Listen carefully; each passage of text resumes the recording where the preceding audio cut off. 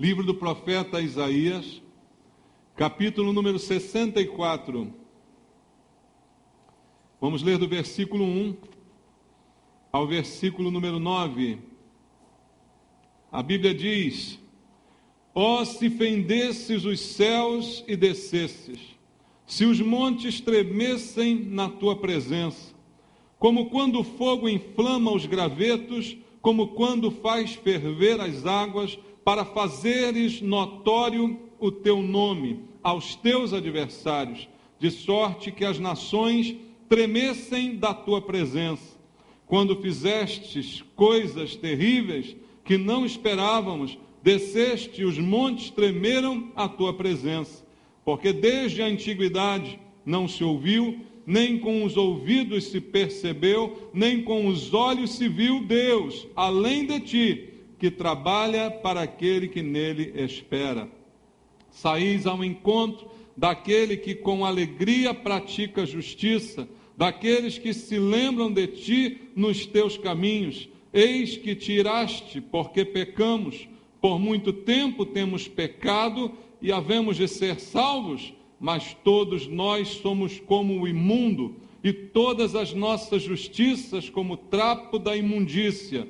Todos nós murchamos como a folha, e as nossas iniquidades como um vento nos arrebatam. Já ninguém há que invoque o teu nome, que se desperte, te detenha, porque escondes de nós o rosto e nos consomes por causa das nossas iniquidades. Mas agora, ó Senhor, tu és nosso Pai, nós somos o barro e tu o nosso oleiro, e todos nós, obra das tuas mãos. Não te enfureças tanto, ó Senhor, nem perpetuamente te lembres da nossa iniquidade. Olha, pois, nós te pedimos, todos nós somos o teu povo.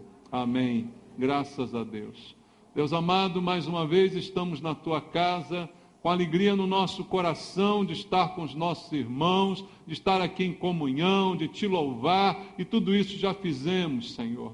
Mas agora queremos abrir o nosso coração para ouvir a tua palavra, Pai, para receber do Senhor a orientação, a direção, o alimento espiritual. Ela mesma diz que nem só de pão vivemos, mas de toda palavra que procede do Senhor. E é essa palavra que queremos, esta que alimenta, esta que procede do Senhor e não de homens, não de filosofias e historinhas. A palavra que procede de ti, Pai, que pode nos sustentar, pode falar ao nosso coração. E eu te peço, fala conosco, Pai. Senhor, usa a minha vida como um instrumento em tuas mãos, dá-me unção e poder do Espírito Santo para ministrar a palavra segundo o teu querer, segundo a tua vontade, e que ela cumpra os teus propósitos esta noite. Assim te peço, orando com meus irmãos, em nome de Jesus. Amém.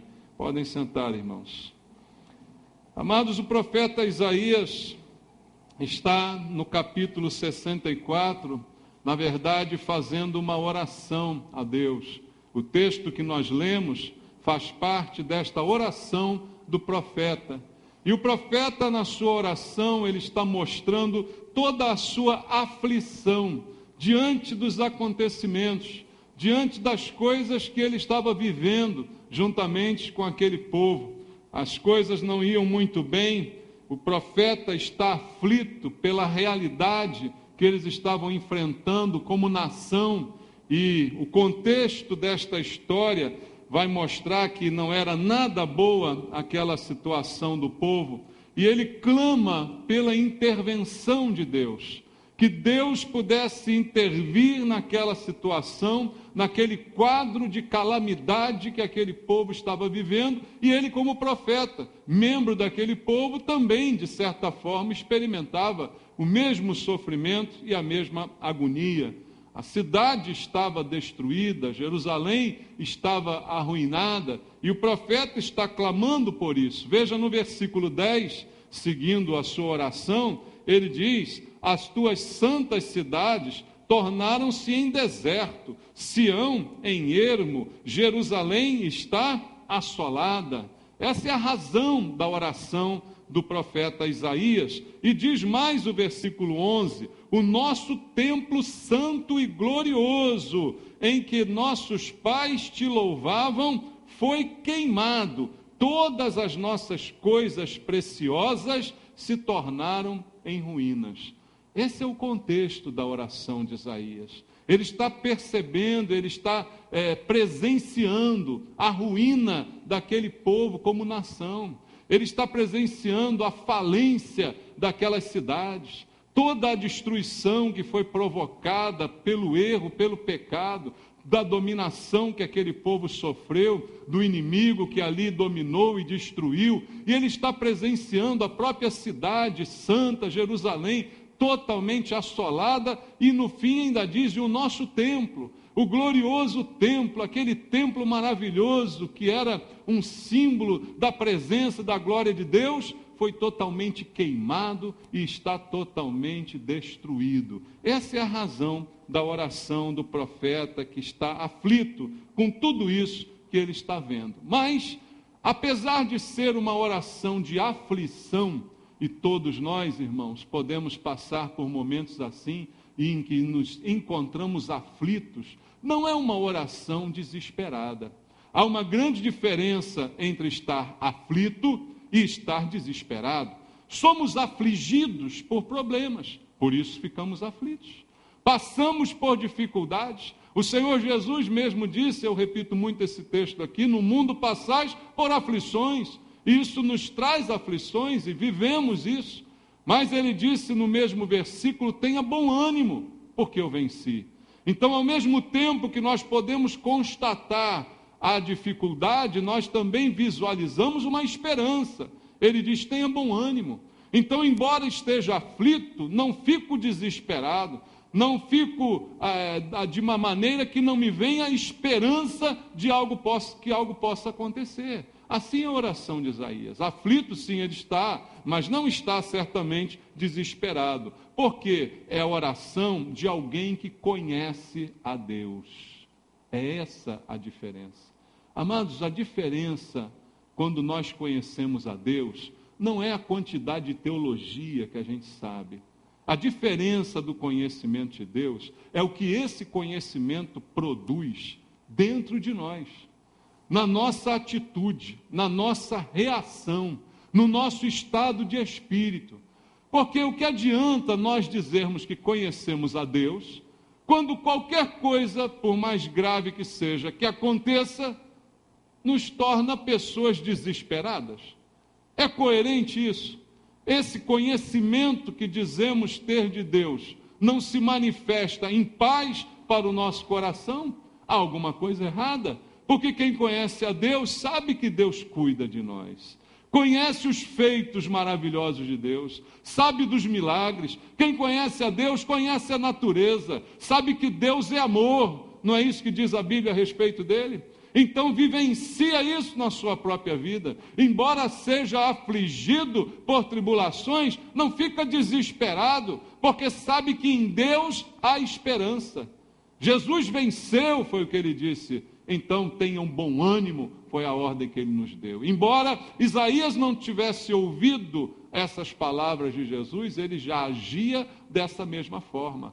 Embora o quadro diante dele fosse horrível, mas a esperança que ele tinha em Deus se mantinha pelo conhecimento que ele tinha de Deus. Quantas vezes Isaías ouviu Deus falar com ele, como profeta recebeu a palavra, a direção do Senhor, quantas vezes ele viu e presenciou coisas maravilhosas que Deus realizou na sua presença. Amados, quantos de nós ainda não presenciamos coisas maravilhosas de Deus? Se você ainda não presenciou isso, você ainda não conhece a Deus. Talvez o conhecimento seja só teórico, mas quem conhece a Deus automaticamente conhece as maravilhas, presencia as coisas maravilhosas que Deus pode fazer. Talvez você nunca tenha visto um milagre estrondoso, mas milagres são feitos diariamente na sua vida. E o conhecimento de Deus faz com que você perceba a realidade desta ação de Deus sobre a sua vida. E é este conhecimento que vai trazer paz ao teu coração. Senão será apenas um conhecimento teórico, porque na hora que a coisa aperta, você fica tão desesperado como quem não conhece a Deus. Não é verdade, irmãos? Mas a oração de Isaías, apesar de ser aflita, não era uma oração desesperada, porque ele conhece a Deus. E nas próprias palavras usadas na oração, ele vai reconhecendo aquilo que ele sabe de Deus, ele vai colocando para fora. Veja o que diz a palavra de Deus em Isaías 64, no versículo 1 e no versículo 2. Ó, se fendesses os céus e descesses, se os montes tremessem na tua presença, como quando o fogo inflama os gravetos, como quando faz ferver as águas, para fazeres notório o teu nome aos teus adversários, de sorte que as nações tremessem da tua presença. Na verdade, Isaías está invocando a presença de Deus, que ele já conhecia muito bem e que ele já se lembrava dos efeitos desta presença de Deus. A presença de Deus, todos tremem, irmãos. O diabo treme na presença de Deus. Os problemas tremem na presença de Deus. E é isso que Isaías está aqui invocando. Ele começa a sua oração invocando a presença de Deus, porque ele sabe que com Deus presente não há o que temer. Quando Deus está conosco, qualquer luta nós podemos enfrentar. É verdade isso, meu irmão? Quando Deus está contigo, não há barreira nem inimigo que seja grande demais. E ele sabia que Deus já havia se manifestado assim no passado. Isso é o fruto da experiência com Deus. A experiência com Deus, que o apóstolo Paulo também citou, Paulo diz lá em Romanos que a tribulação, ela no final vai produzir experiência. Porque passamos por isso, já experimentamos isso, já vimos o agir de Deus, já conhecemos como Deus age. Então essa experiência vai trazendo a paz que nós necessitamos para saber que Deus continua o mesmo e continua agindo. Então Isaías ele vai afirmar que Deus já tinha feito isso no passado e certamente ainda continuaria fazendo. Versículo 3, ele diz: quando fizestes coisas terríveis que não esperávamos, desceste, e os montes tremeram à tua presença. Na verdade, Isaías está relatando fatos bíblicos que foram mostrados do efeito da presença de Deus quando ele, entre aspas, desce para estar entre nós. Veja o que Isaías está se referindo. Abra a Bíblia em Êxodo, no capítulo 19. Êxodo capítulo 19, versículo 16 até o versículo 19, é a cena que Isaías está descrevendo aqui. Êxodo 19, do versículo 16 até o versículo 19, diz: ao amanhecer do terceiro dia, houve trovões e relâmpagos, e numa nuvem espessa sobre o monte, e muito forte clangor de trombeta, de maneira que todo o povo que estava no arraial se estremeceu. O povo todo estremeceu à presença de Deus. E Moisés levou o povo fora do arraial ao encontro de Deus, e puseram-se ao pé do monte. Todo o monte Sinai fumegava, porque o Senhor descera sobre ele em fogo. A sua fumaça subiu como uma fumaça de uma fornalha, e todo o monte tremia grandemente, e o clangor da trombeta ia aumentando cada vez mais. Moisés falava e Deus lhe respondia no trovão. Experiência que foi narrada na Bíblia. Isaías está relatando essa experiência, dizendo: se o Senhor descer novamente, se isso tudo acontecer de novo, estes problemas vão terminar, estas lutas, essa assolação, isso vai ter fim. Se o Senhor descer como fez já, e tudo isso aconteceu. Veja Deuteronômio capítulo 10. No livro de Deuteronômio capítulo número 10, no versículo número 21. São episódios como esse que Isaías está recordando para trazer esperança ao seu coração. Deuteronômio 10, versículo número 21. Diz assim: Ele é o teu louvor e o teu Deus, que te fez estas grandes e temíveis coisas que os teus olhos têm visto. Você tem tido estas experiências? Teus olhos têm visto grandes e terríveis coisas que o Senhor tem feito, porque é isso que fará toda a diferença na hora da tribulação, na hora do sofrimento, na hora da dor, na hora que as coisas não saem como a gente deseja, irmãos. Então Isaías está afirmando os feitos, as maravilhas de Deus, o efeito da presença de Deus, mesmo num estado caótico como ele estava vivendo. Ele está dizendo o seguinte: se o Senhor descer, se o Senhor estiver conosco, esta situação vai se transformar. Você crê nisso? Mas eu pergunto, você está com Deus e Deus está contigo? Você tem consciência da presença de Deus ao teu lado? Então não há o que temer. Então não há por que desesperar. Amém, irmãos? Essa é a lição que Isaías está nos dando através da sua oração. E depois de dizer estas coisas, ele traz no versículo 4 uma visão completamente diferente daquilo que muitas pessoas imaginam de Deus. Veja o versículo 4: porque desde a antiguidade não se ouviu, nem com ouvidos se percebeu, nem com os olhos se viu, Deus além de ti, que trabalha para aquele que nele espera. Essas palavras de Isaías, imagina isso, irmãos, na época em que foi dito, 2.700 anos atrás. Isaías está trazendo uma visão completamente diferente de Deus, porque a visão que todos os povos têm de Deus é que nós trabalhamos para Deus, nós nos sacrificamos para Deus, nós trabalhamos em seu lugar. Isaías está trazendo uma nova visão. Ele disse: nunca se viu, nunca, nem na antiguidade, nunca se ouviu falar, nunca se viu Deus assim, porque o nosso Deus é diferente. Ele trabalha para aquele que nele espera. Você espera em Deus, irmão? Então Deus está trabalhando em seu favor. Esse é o descanso que há para nós em relação a Deus. Não há outro Deus assim. Não há outro Deus que se apresente dessa forma. Nunca ninguém ouviu falar nisso, como dizia Isaías. Um Deus que trabalha por nós. Apesar da dificuldade, Isaías conhece o seu Deus. E ele sabe que Deus está trabalhando. Enquanto ele está esperando, mas entendo esperar.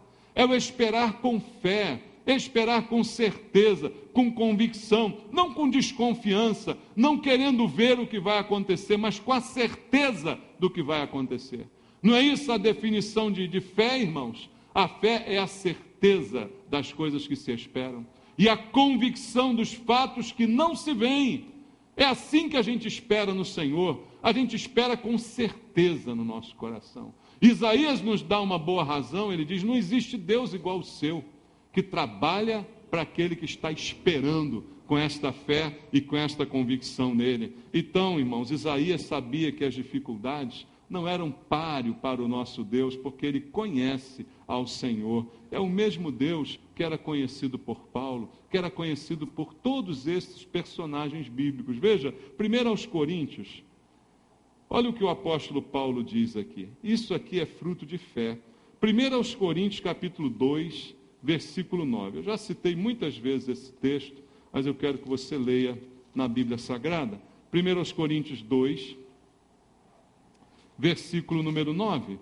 Diz assim: mas, como está escrito, nem olhos viram, nem ouvidos ouviram, nem jamais penetrou em coração humano o que Deus tem preparado para aqueles que o amam. Alguém aqui ama a Deus?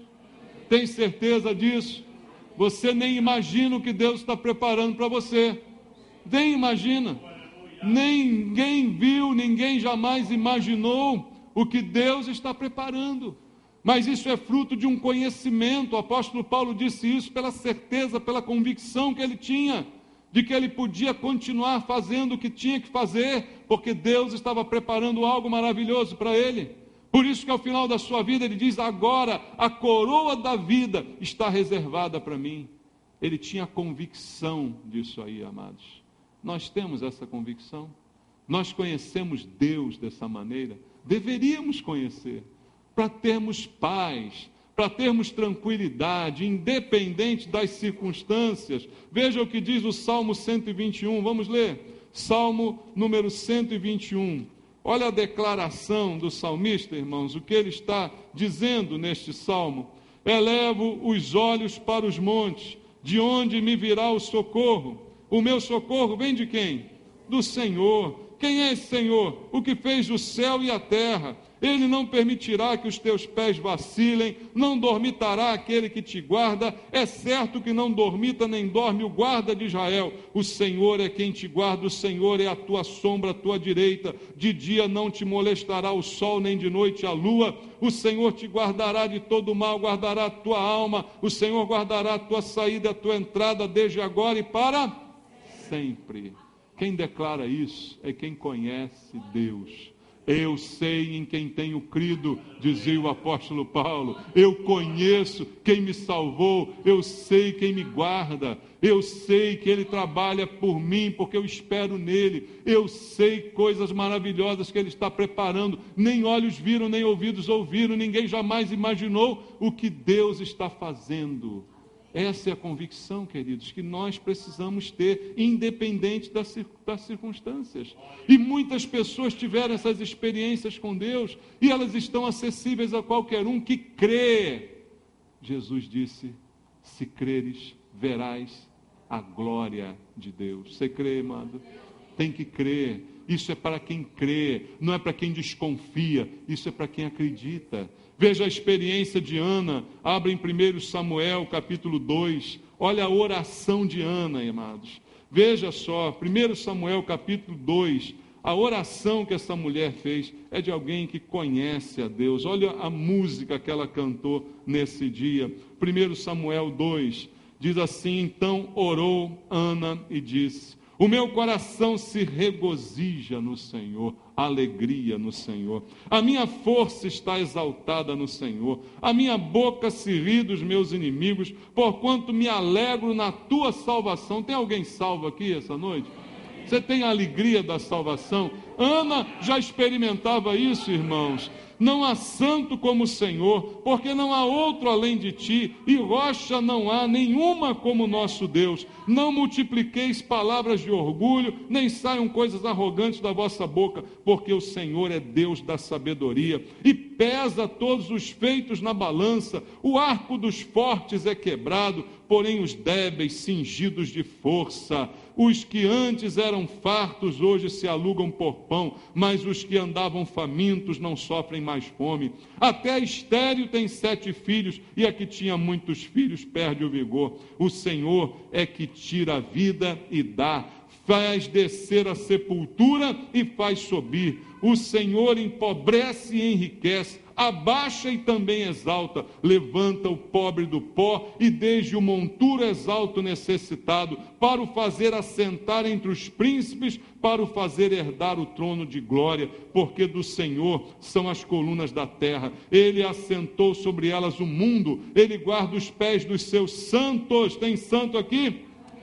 Ele guarda os pés dos seus santos, porém os perversos emudecem nas trevas da morte, porque o homem não prevalece pela força. Os que contendem com o Senhor são quebrantados. Dos céus troveja contra eles. O Senhor julga as extremidades da terra, dá força ao seu rei e exalta o poder do seu ungido.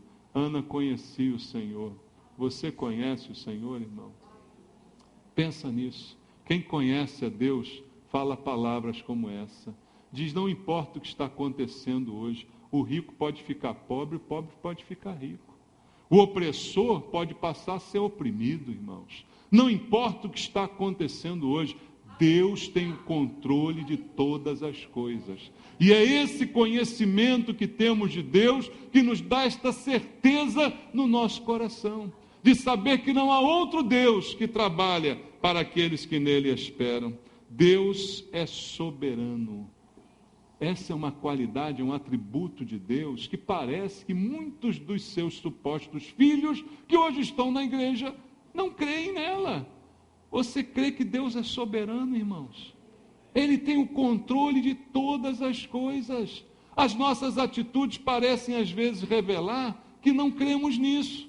Veja o que diz a Bíblia no mesmo profeta Isaías, no capítulo 43, leia a Bíblia, Isaías capítulo 43, Veja o que Deus diz no versículo 13. Ainda antes que houvesse dia, eu era, e nenhum há que possa livrar alguém das minhas mãos. Agindo eu, quem impedirá? Você entendeu isso? Se Deus agir, quem pode impedir? Alguém pode impedir? Algum de nós, algum inimigo é forte o suficiente para impedir o agir de Deus? Algum problema é forte o suficiente para resistir ao agir de Deus? Essa soberania que nós precisamos crer e viver, irmãos, da maneira como cremos.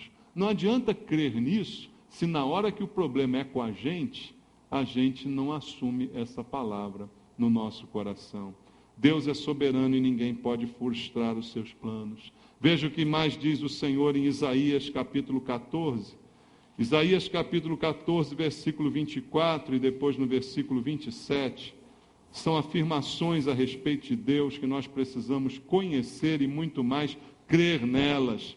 Isaías 14, versículo número 24 diz: jurou o Senhor dos exércitos, dizendo: como pensei, assim sucederá, e como determinei, assim se efetuará. E no versículo 27, porque o Senhor dos exércitos o determinou, quem, pois, o invalidará? A sua mão está estendida, quem, pois, a fará voltar atrás? Você crê nisso, irmão? Ninguém pode ir contra o Senhor. Nenhum problema, nem o diabo, nem ninguém pode ir contra a mão de Deus que está estendida para nos abençoar e nos guardar. Você crê na palavra? A palavra de Deus diz, o Senhor Jesus declarou: as minhas ovelhas estão nas minhas mãos e ninguém as arrebatará das minhas mãos. Deus está com as mãos estendidas e Ele diz na Bíblia: ninguém pode fazê-las recolher, irmãos.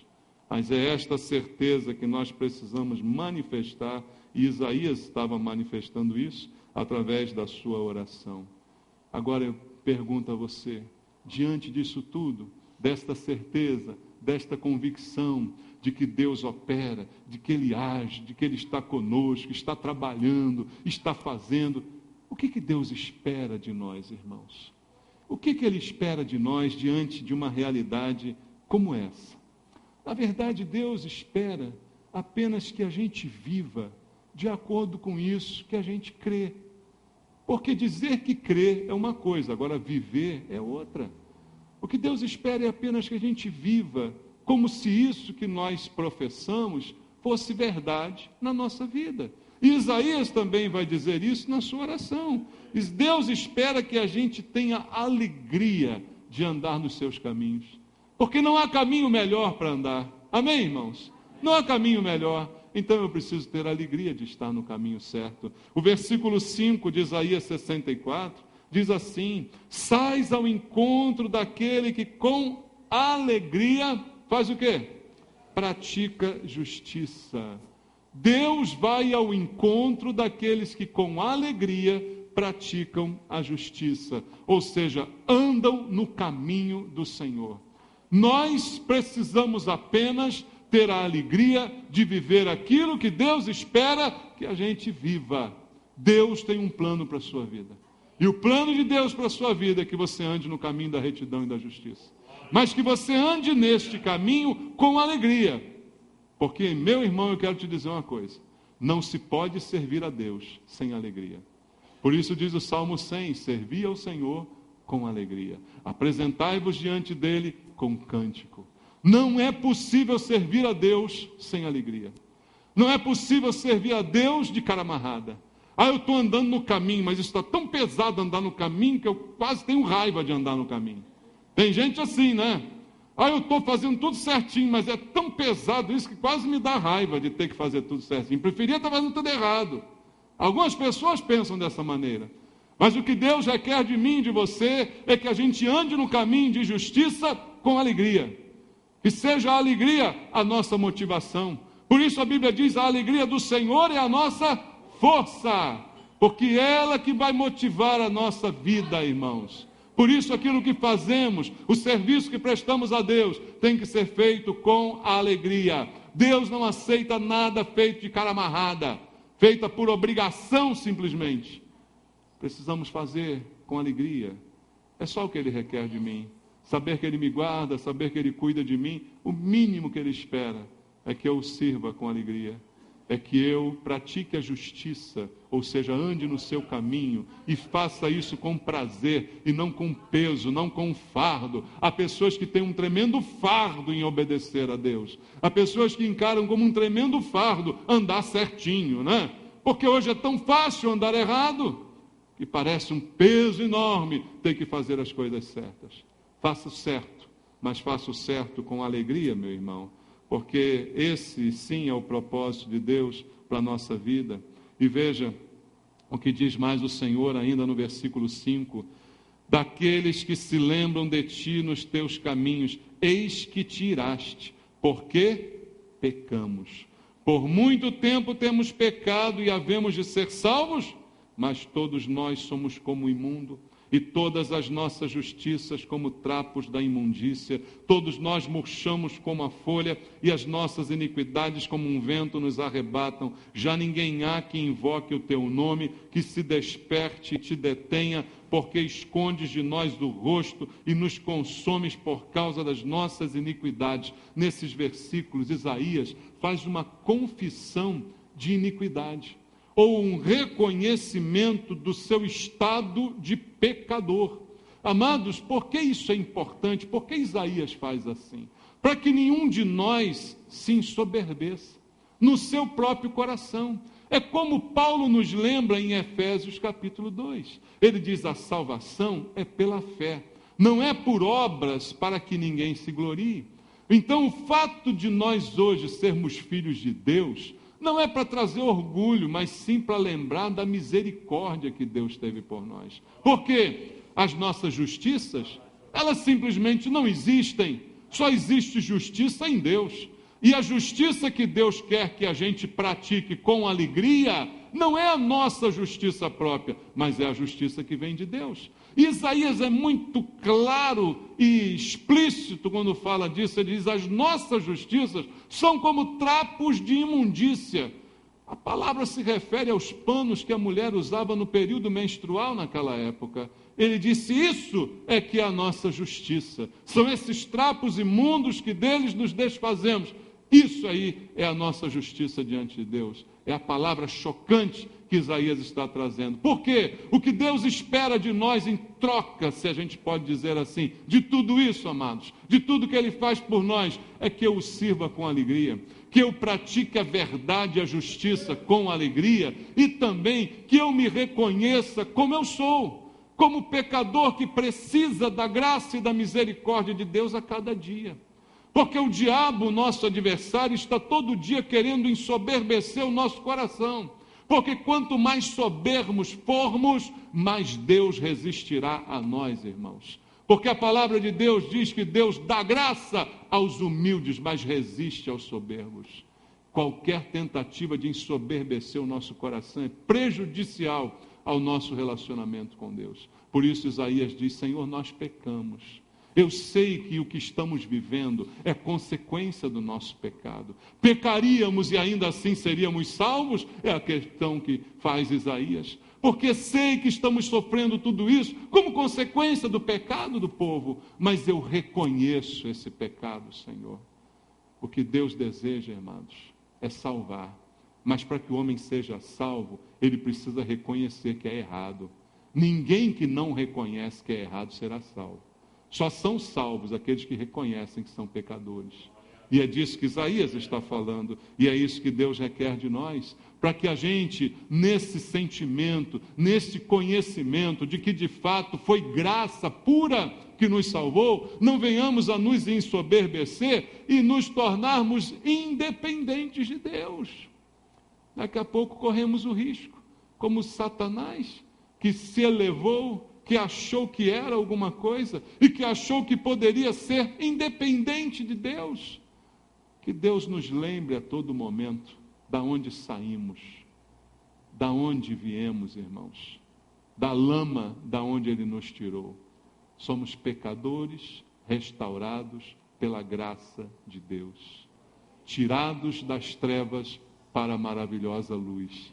E isso esteja sempre no nosso coração, a consciência de que por isso devemos servi-lo com alegria, praticar a justiça, fazer o que é certo, não por obrigação simplesmente, mas por prazer. É isso que Deus está esperando de cada um de nós. Veja também o versículo 8 que diz Isaías: mas agora, ó Senhor, Tu és o nosso Pai, nós somos o barro e Tu o nosso oleiro, todos nós obra das Tuas mãos. Deus quer que nós tenhamos uma visão correta a respeito de nós mesmos, irmãos. Essa visão de que viemos da lama, que o Senhor nos salvou, que Ele, por sua graça e bondade e misericórdia, não por nenhum merecimento nosso, fez grande obra em nosso favor. Elas nos mostram quem somos. Não deixa que o nosso coração se ensoberbeça. E aqui Isaías está dizendo no versículo 8 que nós precisamos ter uma visão correta sobre quem nós somos. Amados, uma das pessoas mais infelizes é aquela pessoa que não tem uma visão correta de si mesma. Por isso a Bíblia diz: ninguém pense de si mesmo além do que convém, antes pense com moderação. A pior coisa que tem é alguém pensar que é uma coisa e na verdade ela não é nada daquilo que ela pensa. É ou não é, irmãos? É alguém pensar de si alguma coisa e não perceber o ridículo da sua própria circunstância. Por isso Deus está nos dizendo que nós precisamos lembrar a cada dia: somos barro nas mãos do oleiro. O versículo 8 diz isso para nós. Nós somos barro. Barro, irmãos. Eu costumo dizer algumas vezes, numa palavra mais simples, farinha do mesmo saco. Essa é a nossa situação. Somos todos assim, iguais, diante de Deus, perante o Senhor. Ele é o oleiro, Ele é o que trabalha na massa, Ele é que pega o barro que somos e dá a forma que Ele deseja. A forma é dele, é Ele o autor da forma, é Ele o oleiro, está dizendo aqui o texto do profeta Isaías, e nós somos barro, obra das suas mãos. Se alguma coisa somos, quem deu essa forma que temos? Foi o Senhor. Se alguma coisa conquistamos, quem nos formou dessa maneira? Foi o Senhor. O que Deus espera de cada um de nós é que a gente reconheça isso, irmãos. Foi Deus que nos fez, dele somos, e Ele é que tem trabalhado em nossa vida. E quando o vaso que somos se quebra por alguma razão, o Senhor mais uma vez molda aquele vaso de novo, irmãos. É isso que o Senhor tem feito nas nossas vidas. Saber que somos seus filhos e barro nas suas mãos. É algo que todos nós precisamos ter a consciência.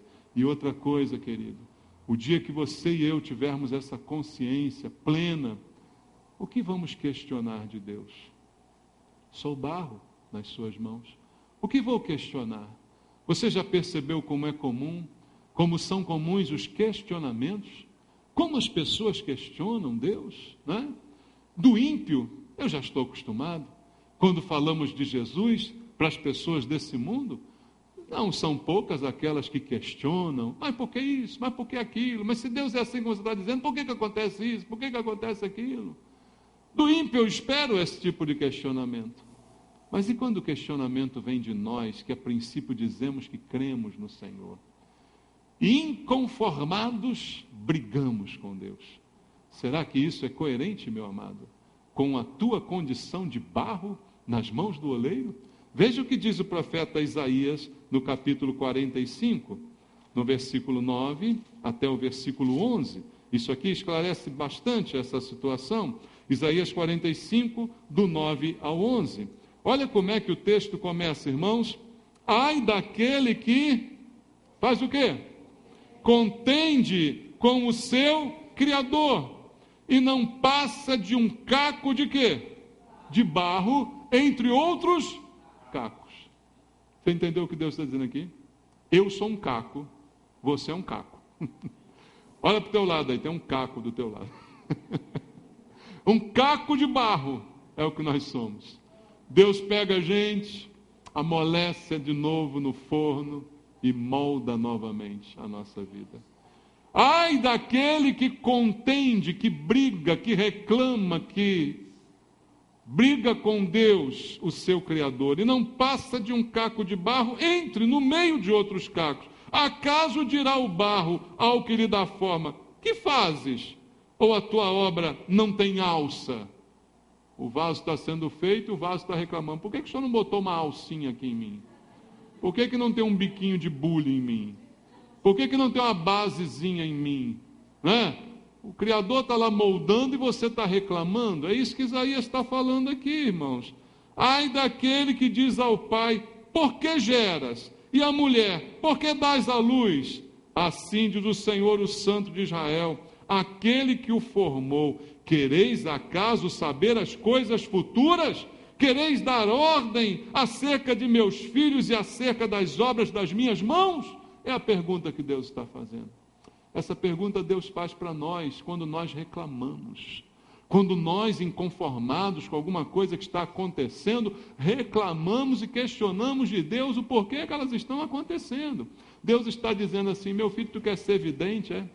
Você quer ver o futuro, é isso mesmo, é? Você quer saber mais do que eu? Você quer saber o que eu tenho preparado para você? O que Paulo diz? Nem olhos viram, nem ouvidos ouviram, nem jamais penetrou em coração humano o que eu tenho preparado. Você nem imagina o que eu estou preparando para você. Então para de reclamar e vê se cala essa tua boca. É o que Deus está falando para você. Você nem sabe o que eu tenho pela frente para você. Eu é que sei que pensamentos tenho a vosso respeito. Eu é que sei o que preparei para você. Você é pequeno demais para ficar aí botando a mãozinha na cintura e reclamando de mim alguma coisa. Você é um caquinho de barro. Quem é você para vir me perguntar alguma coisa? Você não sabe nem o que vai acontecer daqui a um segundo. Quer saber do futuro? Você quer saber do futuro, meu irmão? Espere em mim, espere em Deus, é o que Ele está dizendo. Entrega o teu futuro nas mãos do Senhor. Entrega o teu caminho ao Senhor, confia nele, e o mais Ele fará. Entrega esse monte de barro que é você na mão dele. Senhor, faz aí o que o Senhor achar melhor. Eu não vou dar nenhuma opinião sobre o que o Senhor fizer. E qualquer opinião que eu der vai ficar uma porcaria. Faz o Senhor o que o Senhor quiser com esse barro aí, porque o Senhor vai fazer uma obra maravilhosa. O Senhor é um artista maravilhoso, irmão. O Senhor é um artista tremendo. Ele transforma uma porcaria que somos nós em alguma coisa de valor. Isso é um artista maravilhoso. Vai você dar palpite? Imagina você lá do lado de Leonardo da Vinci mandando ele pintar um bigode na Mona Lisa. Você vai dar palpite para alguém que está criando, que é um artista maravilhoso? Assim é teu Deus muito melhor que qualquer Leonardo da Vinci, meu amado. Então não dê palpite na criação de Deus. Apenas deixe o Senhor criar, porque nós precisamos conhecer que esse Deus é o nosso Senhor e tem a nossa vida em suas mãos. Volta lá a Isaías 64, no versículo 9. Vamos continuar na oração de Isaías. Ele diz: não te enfureças tanto, ó Senhor, nem perpetuamente te lembres da nossa iniquidade. Olha, pois, nós te pedimos, todos nós somos o teu povo. O que Isaías pede na sua oração é misericórdia. O que ele clama é a humilhação diante do Senhor pela misericórdia. Seja misericordioso com o povo que se humilha na tua presença. Amados, isso é uma lição de oração para nós. Hoje em dia, algumas igrejas ensinam as pessoas a determinar as coisas, a exigir as coisas, a decretar as coisas. Você já ouviu essa palhaçada? Algumas igrejas ensinam esse absurdo, né? Mas o que Isaías está nos ensinando com a sua oração é a nos humilhar na presença de Deus e reconhecer que Deus tem o melhor para nós. Não reivindicar. Eu vou reivindicar o quê? Olha para mim. Tremendo caco, igual eu sou, você, tremendo de um caco, tu vai reivindicar o quê? Alguém me explique isso, pelo amor de Deus. O que eu tenho para reivindicar? Reivindica quem tem direito de alguma coisa. Eu sou caco e você também. Na mão do oleiro, o que ele fizer está maravilhoso, irmão. O que ele fizer está bom demais, lá vou eu dar palpite, dizer, oh, faz assim, faz assado, bota uma alça aqui, bota um bico ali. Eu vou falar isso para Deus, irmão? Deus sabe o que faz. O que você precisa é se humilhar na presença de Deus. Não é dizer, olha, Senhor, nós somos o povo de Deus, ó, não deixe isso acontecer com a gente não, porque, Senhor, nós nos humilhamos, porque nós estamos errados. Se estamos sofrendo essas coisas, é porque bem merecemos aquilo que estamos sofrendo. Mas clamamos pela Tua misericórdia. Clamamos, Senhor. Não temos nada a Te oferecer, mas clamamos que o Senhor seja misericordioso conosco. Essa é a oração, amados. É a oração segundo a vontade de Deus, como nos ensinou Jesus. Pai, não seja feita a nossa vontade, mas sim a Tua, assim na terra como no céu. Essa é a oração que o Senhor nos ensinou. Não reivindicar, não decretar, não ordenar. Isso é balela, meu irmão. Isso é coisa de vaso que não sabe o que é. Nem para vaso sanitário essas pessoas não, meu irmão. Nem para vaso sanitário. É terrível um ensino como esse.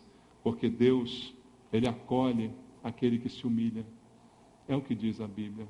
Mas eu já citei aqui e quero ler contigo no Salmo 138, no versículo 6 até o versículo 8. Salmo 138, do verso 6 ao verso 8. A Bíblia diz assim: o Senhor é excelso, contudo, atenta para quem, irmãos? Para os humildes. Os soberbos? Os soberbos Ele os conhece de longe. Se ando em meio à tribulação, Tu me refazes a vida. Estendes a mão contra a ira dos meus inimigos, a Tua destra me salva. O que a mim me concerne, o Senhor levará a bom termo. A Tua misericórdia, ó Senhor, dura para sempre. Não desampares as obras das Tuas mãos. Você é vaso do oleiro. Ele não vai desamparar. Você é a obra de Deus. Você é obra do Senhor. Agora o soberbo, esse o Senhor conhece de longe. E o soberbo, não espere nada do Senhor, mas aquele que se humilha na presença de Deus, certamente será exaltado. Vamos ler o Salmo 127, irmãos, versículo 1 e versículo 2. Salmo 127, versículo 1 e 2, diz assim: se o Senhor não edificar a casa, em vão trabalham os que a edificam. Se o Senhor não guardar a cidade, em vão vigia a sentinela. Inútil vos será levantar de madrugada, repousar tarde e comer o pão que penosamente granjeastes aos seus amados. Ele o dá enquanto dormem. O nosso trabalho é descansar no Senhor. Deus trabalha para aquele que nele espera. É óbvio que isso não é um convite à ociosidade. É óbvio, eu nem preciso falar isso, né, irmãos? Deus trabalha para quem espera, mas espera com fé, com confiança, praticando as obras com alegria, fazendo a justiça com alegria, entendendo quem é diante do Senhor. Não há o que temer. Não é de nós que depende, irmãos, mas é do agir de Deus. Agindo Deus, quem impedirá? E para terminar, abra comigo no Salmo 57 e vamos ler o versículo 1 e o versículo 2. Salmo 57, verso 1 e 2 diz: tem misericórdia de mim, ó Deus, tem misericórdia, pois em Ti a minha alma se refugia, à sombra das Tuas asas me abrigo, até que passem as calamidades. Clamarei ao Deus Altíssimo, ao Deus que por mim tudo executa. Eu clamo e Deus faz. É assim que funciona, meu amado. Nós clamamos e Deus opera. Deus por mim tudo executa. Porque eu espero nele, ele trabalha em meu favor. Você entende isso? É assim que Deus quer o nosso relacionamento com Ele, baseado na palavra de Deus, não nos absurdos que as pessoas ensinam por aí. Tenha um relacionamento com Deus, que te faça conhecê-lo e que te faça ter esperança na hora da tribulação e na hora da dificuldade. Amém, meu amado? Em nome de Jesus. Amém. Louvado seja o Senhor. Vamos louvar ao Senhor. E eu queria, nessa noite, fazer uma oração por você que chegou aqui debaixo de uma tribulação, debaixo de uma luta, de um problema, queria orar pela sua vida. Sai do seu lugar, vem aqui à frente, venha se submeter a Deus, venha falar com teu Deus, que você está entregue nas suas mãos, que você é barro nas mãos dele, e que aquilo que ele fizer será o melhor para a sua vida. Se é contigo que Deus está falando, vem orar junto comigo, meu irmão, vem entregar esse caco de barro que é você nas mãos do oleiro, para que o oleiro possa pegar você e dar uma forma nova e fazer a melhor obra desse artífice, fazer uma obra de arte da tua vida. É a vontade de Deus, é aquilo que o Senhor espera. Que a tua tribulação lançada nas mãos de Deus, com fé, com esperança, possa ser findada pelo Senhor, no tempo certo, na hora certa, que o Senhor te dê a vitória. Senhor, eu quero orar pelos meus irmãos, por estes que estão aqui à frente, clamando por uma tribulação, por um problema, por uma dificuldade que estão passando.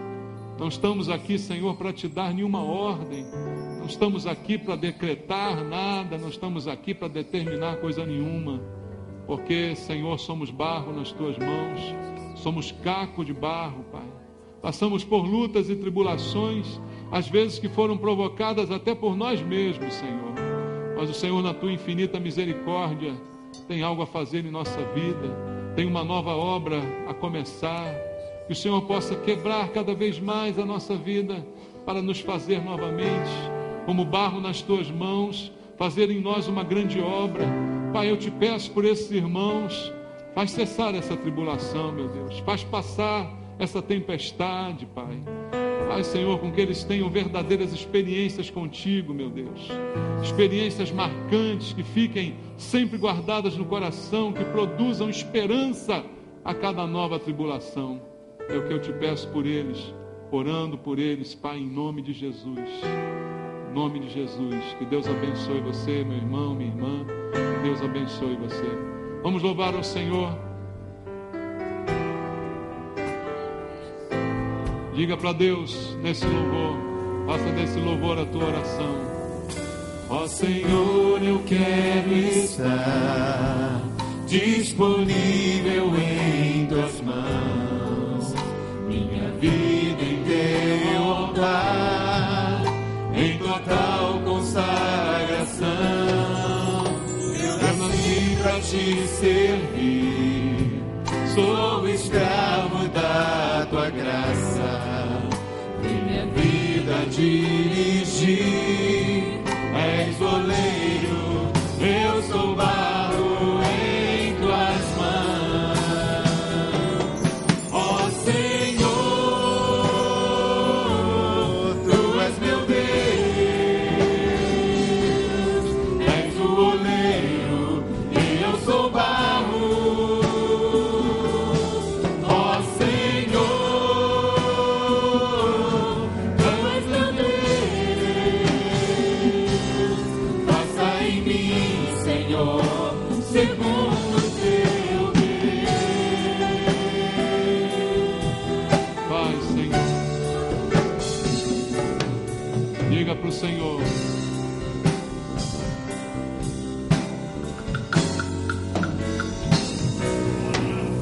Ó Senhor, eu quero estar disponível em tuas mãos, minha vida em teu altar, em total consagração. Eu nasci para te servir, sou escravo da tua graça, minha vida dirigir. És oleiro, eu sou barro em tuas mãos.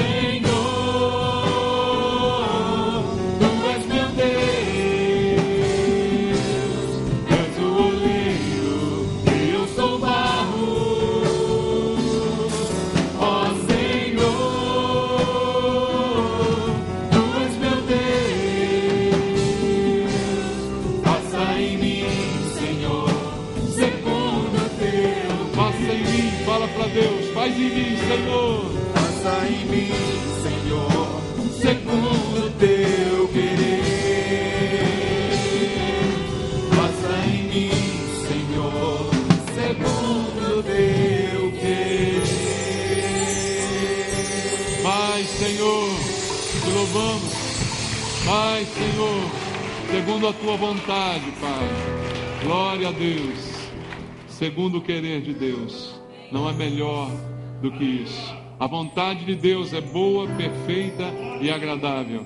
Que ela sempre se cumpra na nossa vida, segundo o querer de Deus. Que a sua vida esteja assim nas mãos do oleiro. Amém? Deus abençoe você, te dê uma semana abençoada.